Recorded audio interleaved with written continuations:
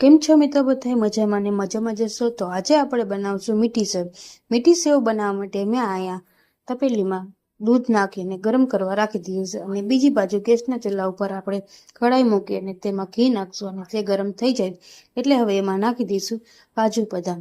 કાજુ બદામને આપણે થોડા એવા ગોલ્ડન ફ્રાય કરી પછી એક વાટકીમાં કાઢી અને એ જ કઢાઈમાં આપણે નાખી દઈશું સેવ આપણે થોડી એવી શેકી લેવાની છે. અને આ બાજુ મારે દૂધ ગરમ થઈ ગયું એટલે ઉફાણ આવી ગયું એટલે મેં ગેસની ફ્લેમ બંધ કરી દીધી છે. અને અહીંયા તમે જોઈ શકો છો આપણી સેવ હવે શેકાઈ ગઈ છે એટલે આપણે એમાં હવે દૂધને ઉમેરી દઈશું. દૂધ થોડુંક ઉમેરી અને પછી આપણે ખાટું થવા દેવું ત્યાં લગી આપણે એને પકાવવાનું છે. અહીંયા તમે જોઈશું કહો કે આપણું દૂધ ખાટું થઈ ગયું છે એટલે હવે એમાં નાખી દઈશું ખાંડ. ખાંડ નાખ્યા પછી એમાં નાખી દઈશું કાજુ બદામ અને હવે આપણે એને પકાવી અને એક બાઉલમાં કાઢી લઈશું.